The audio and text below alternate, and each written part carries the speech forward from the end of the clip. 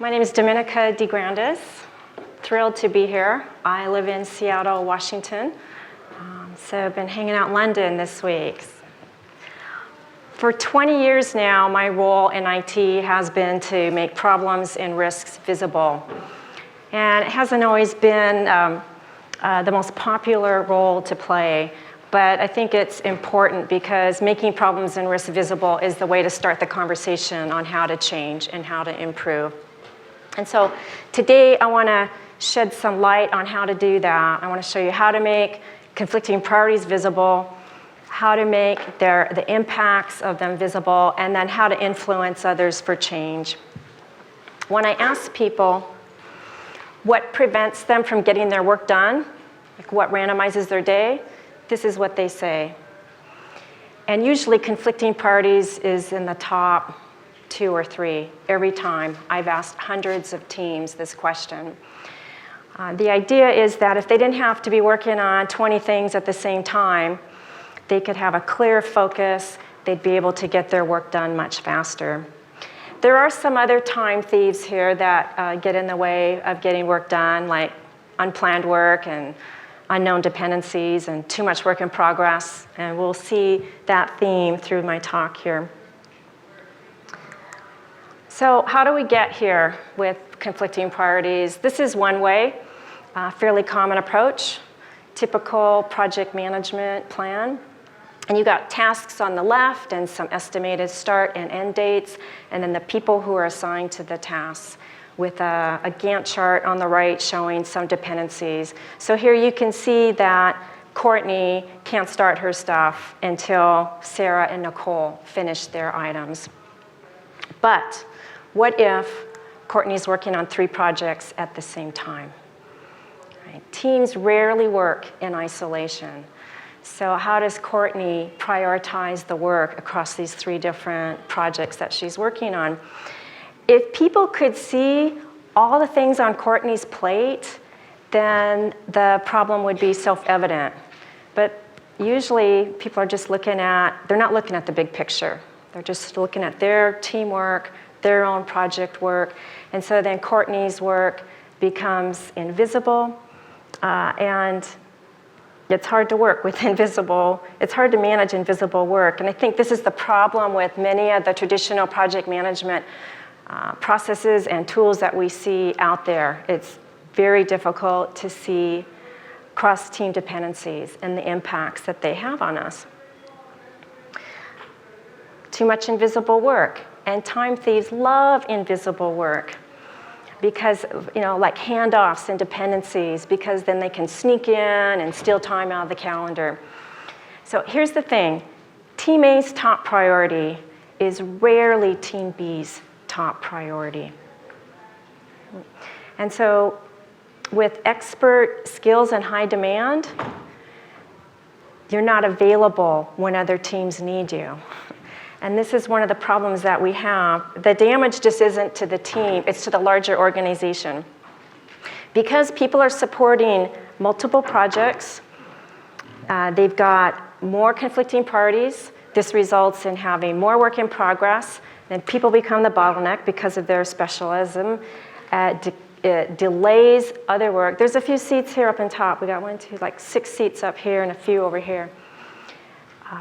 And so this results in unmet business goals. And that just drives more projects and more initiatives. How are we going to solve this? And when the business misses the milestone, what happens? The CEO calls all the execs into the room, and they want to know what happened. And everybody's looking around wondering what's going on. Well, everybody's got 20 competing priorities. 20 competing priorities times 20 people in the room makes for an environment where it's so difficult to focus on any one initiative that nothing gets done on time. So in this world of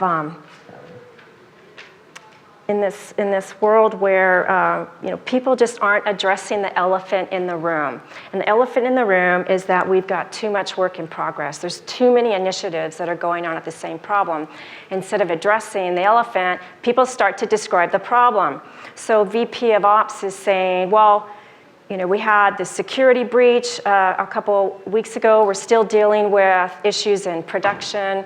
And the VP of development is saying 3 of our key people resigned 3 weeks ago. We're still trying to backfill them. And developers are complaining about being at too many boring and unproductive meetings. And they've got too much ad hoc work that causes interruptions. And so they don't have enough focus time in their calendar to get their work done. And then the VP of product, what do they say? VP of product says, hey, we promised this feature to our customers. They're waiting for it. We're going to lose big customer to major competitor because of this feature gap. And then the CEO says what? Like, I need to have confidence in our ability to deliver this before our next board meeting. So I need to see an action plan on my desk next week.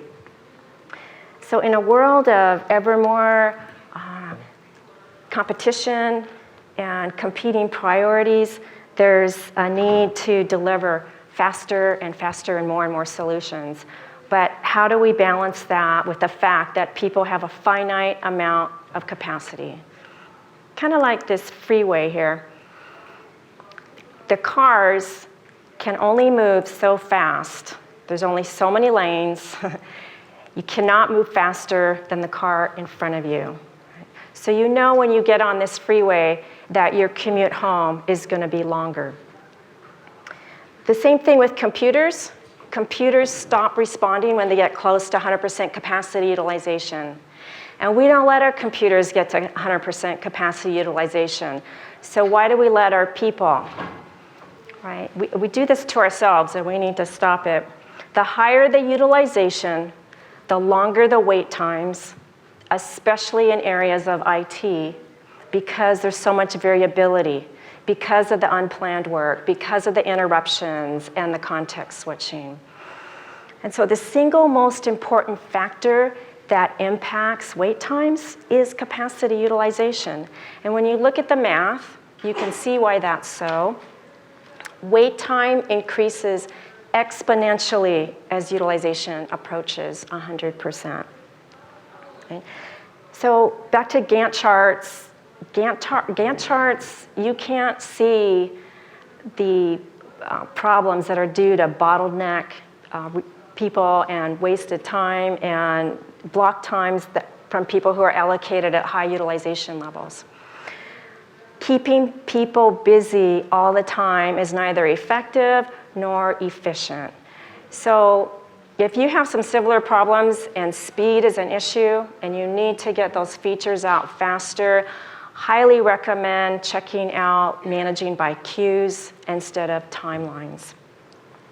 Because people get overbooked, and with conflicting priorities, it's going to cause delays. So when people get overbooked, it doesn't show up in the Gantt chart, it shows up in the calendar. Right? If your calendar looks like this, if you've got this all-day cram going on, no white space, then conflicting priorities is stalking you. You cannot be in 2 places, let alone 3 places at one time, yet our calendars get double booked and triple booked. And I know this sounds obvious, but the calendar, like the space, there's only space for 1 meeting at a time. Right? It would seem obvious, but yet we still allow ourselves, because it's very hard to say no.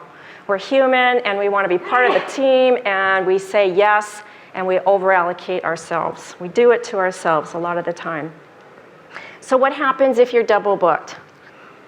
You either don't show up, you do one of these carry on without me, or you reschedule. And both of those have a cost in rework. Because if the decision makers aren't at the meeting, then the decision gets delayed, and it goes back to our vicious perpetual cycle of unmet business needs. And also, it's not just for the decision maker. Somebody spent hours preparing material for this meeting. I'm talking about a real meeting, not a status meeting, but a meeting where you need feedback. You need conversations and discussion to determine decisions that need to get made. The longer the time that goes by from when you needed feedback or a decision made until you got it, the harder it is to get back up to speed. The more you have to rehash conversations, the longer the flow time. So it's a huge problem, and it's an interesting data point. What is the cost of rescheduled meetings in your organization? Do you know that? Interesting data point. It's a big problem because people are starting to send me memes about being overbooked. So high utilization increases wait times and needs to come into play when we're talking about conflicting priorities. Do we even have capacity to take on this new work? Right? Because a decision to do feature A is a decision to delay feature B. I mean, I think we don't think of that enough when we're making our prioritization decisions. So how do we make better prioritization decisions?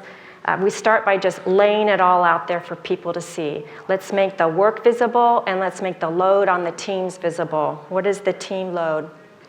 And here's one way to do that. At the very high level, this is a visual showing 9 initiatives at the portfolio level. And those are broken down into 2 programs, and then that gets broken down and out to the teams. And this kind of visual can help you see the dependencies and help expose the load across the organization. It can be a big eye-opener to do this. But this is just for one initiative. Imagine if all 9 of them were mapped out.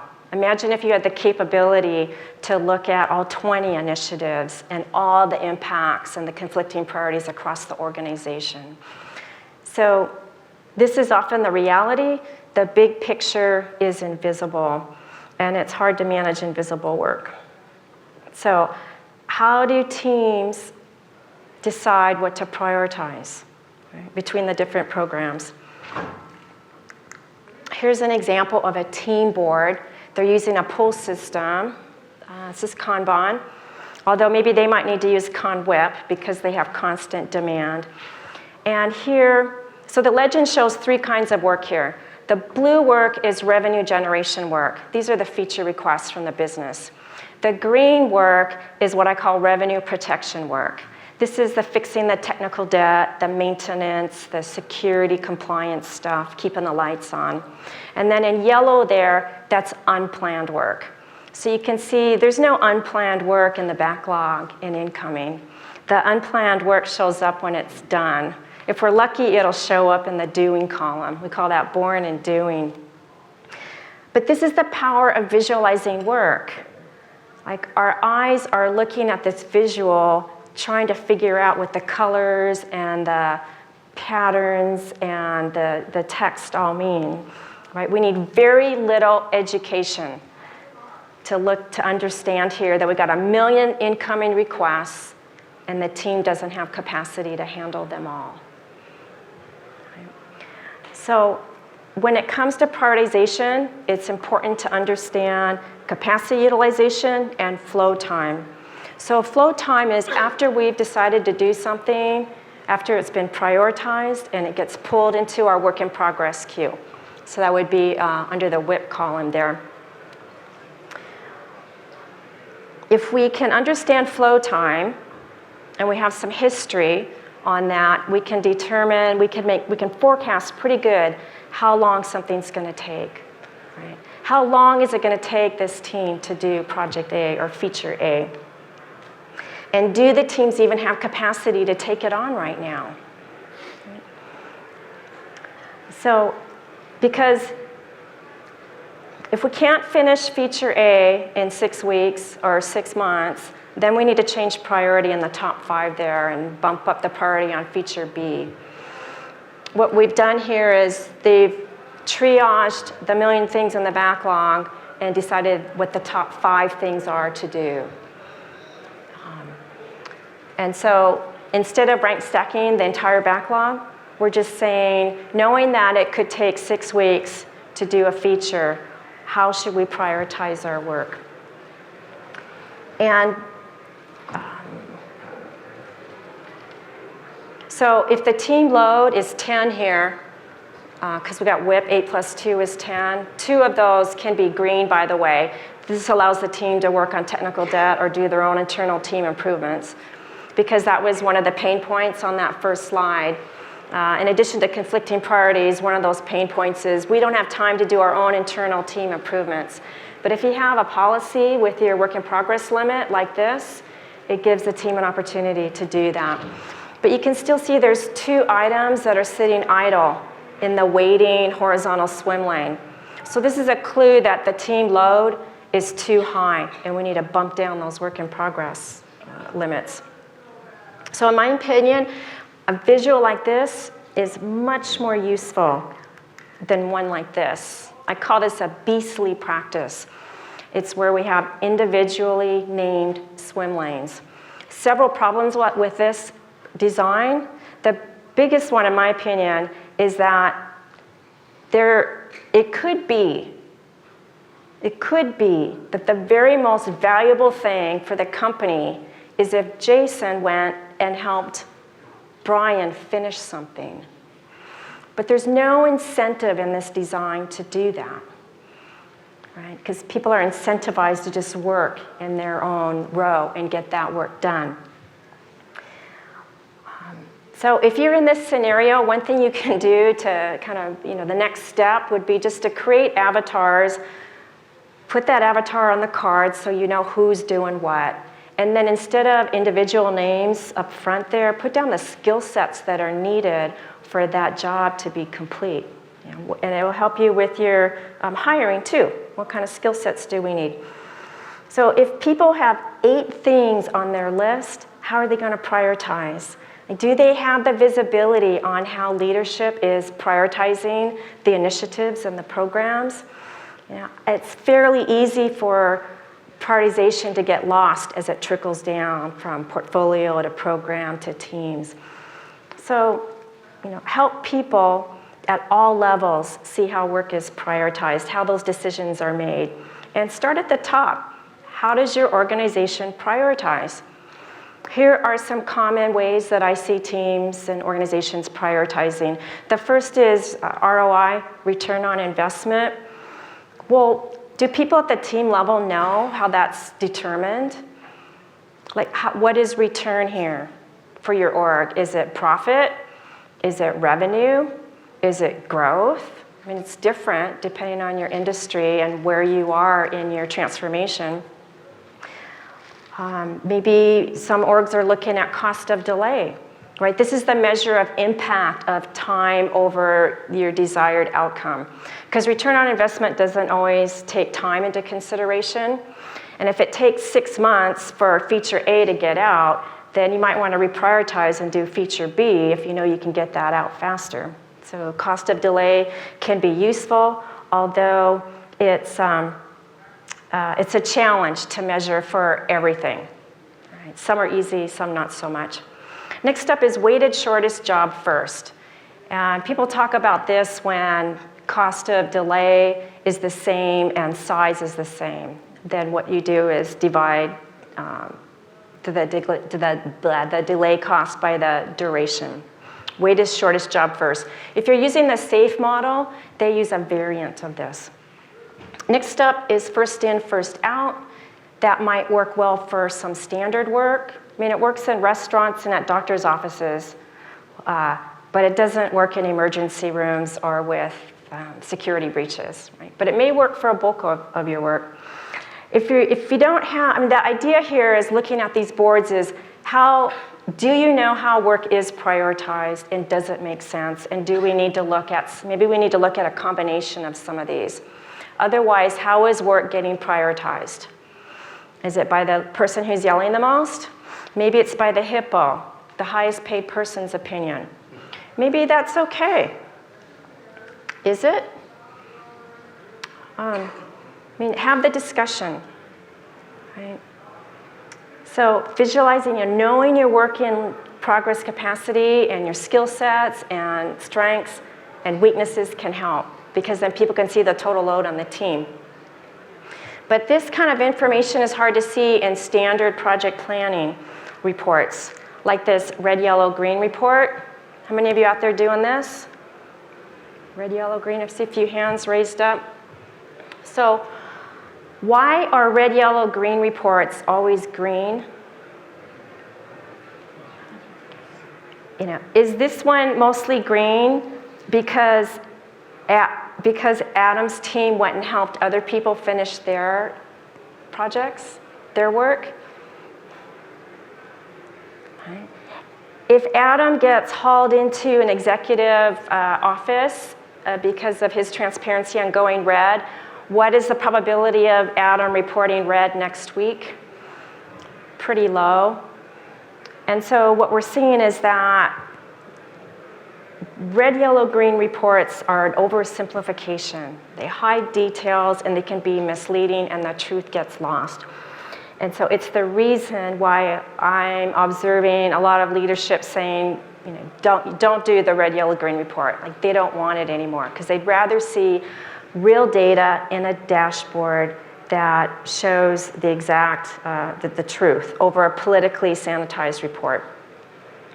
And so consider shifting, this point here, think about when you visit a badly designed website. How little do you trust that information there? Instead, the guidance here is to show the real data with the tools that you're using. And I created this exercise so that to give people an opportunity to learn how to do this, learn some good DevOps metrics, how to track them, how to chart them, how to present them. And the idea here, which I was very much inspired by Troy McGinnis, is to show one metric trend in 4 different areas. Because it's fairly easy to gain one metric, but if you can show a balanced set, then you can start to see how a change in one metric is going to impact the other metric. So I've got 4 measures here. One for speed, which is going to be flow time. One for productivity, which is going to be throughput. A quality metric, and then a metric to see how predictable you are. The x-axis here, the horizontal axis, is the date that the work actually completed, and the vertical axis is how many days it took for that work to complete. And the spreadsheet has a list of all this work that was completed. And when you plot it all out, it looks like this. So that purple arrow there is pointing to, you can see the legend on the right, it's pointing to a business request, a revenue generation request. And it took 14 days to do, and it was finished September 19th. And in this, like if you're sporting an all-day cram calendar, you're so overbooked, and you have 3 emergencies that pop up, that unplanned work, if you're tracking it, it's going to show up in your data like this. And you can show this to people and demonstrate why the feature request was a week later than expected because all these emergencies came up. Unplanned work delays planned work. That's thief unplanned work there in yellow. And if you're not tracking it, that means you have all this invisible work that's consuming the team's capacity and utilization that's invisible. Hard to manage invisible work. Now this is the second metric overlaid on the same chart. This is throughput. This is the number of things that were completed by week. So in the first week there, we got 8 things done. The second week, we got 7 things done. Now this starts to get interesting. It starts to tell a story. Right? You can see that our flow time, the time it takes to complete work, is trending up, and the throughput is trending down. Can dive into the data and see if there's a relationship there. It's a good hypothesis. But bringing this kind of visibility of risks up early to the table, it's going to provoke necessary conversations on how we should be prioritizing and conversations that are going to enable change. The third metric that I'm using here for a quality metric is change failure rate. And you'll see this in the State of DevOps report. This is essentially just the number of items, we call it failure demand, but it's bugs in production, features that aren't working right, security breach, the total number of work that we did that were problematic divided by the total number of items that we did. It's a ratio, and it's extremely easy to calculate if you're already calculating throughput. It's just simple division there. Looking at a diagram like this is much less threatening, I think, than looking at a red, yellow, green report.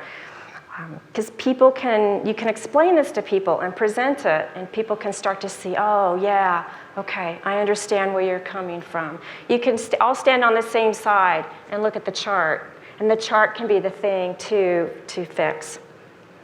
And then the fourth, by the way, I'm going to give you a link to this exercise. And the fourth metric is the 90th percentile. You can use whatever percentile you like, but the 90th percentile, you're going to have a lot more confidence than if you use the average, which is the 50th percentile. Remember, the CEO wants to have confidence in the team's capability to deliver by the next board meeting. So with percentiles, this answers the question of what's the probability of finishing this work in so many days. If we want to be predictable, we need to look at probabilities. We're trying to be approximately right instead of exactly wrong. So I use this in my workshops to help teams get visibility on different kinds of metrics and different kinds of work and how to correctly measure them. So I help teams make their work visible so that they can find bottlenecks, and then I help them design systems to optimize their workflow end to end. And so with this, we can start to understand the stories and the data instead of being led astray by a politically sanitized red, yellow, green report. And these kind of charts, they can apply to you personally. You can do them at the team level, and you can do them at the organizational level. If you're already measuring something like this, and you're going through a big transformation, then the next step would be how do we measure this across the whole value stream?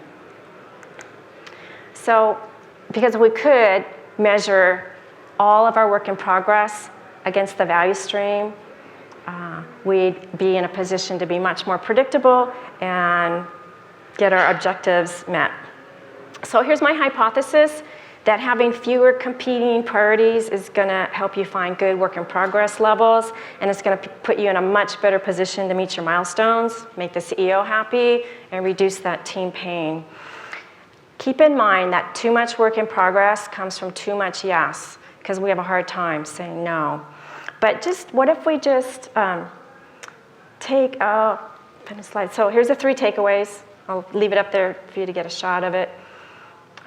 So visualize your work, visualize the problems, visualize the risks, because it's going to start conversations that are necessary for change. And if you can, capture and present metrics to help other people understand and get it.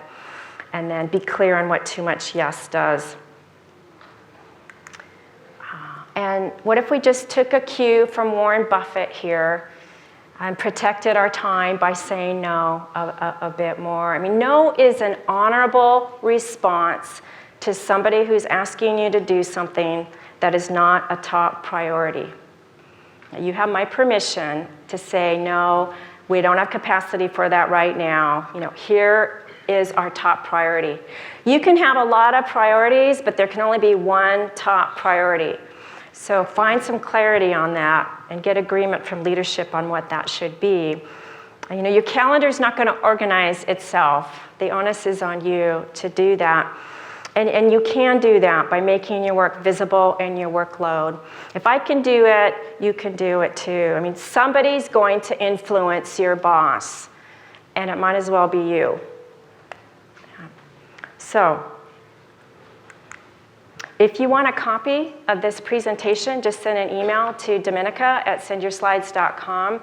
Make sure you put flow in the subject, and you'll get an automatic email reply with a link to this deck and a few other goodies here, some excerpts from my book, Making Work Visible, excellent article on TaskTop that has a video that shows how ServiceNow connects up with TFS, that connects up to your front-end ALM system. That's what we do at TaskTop. We're a tool integration platform infrastructure.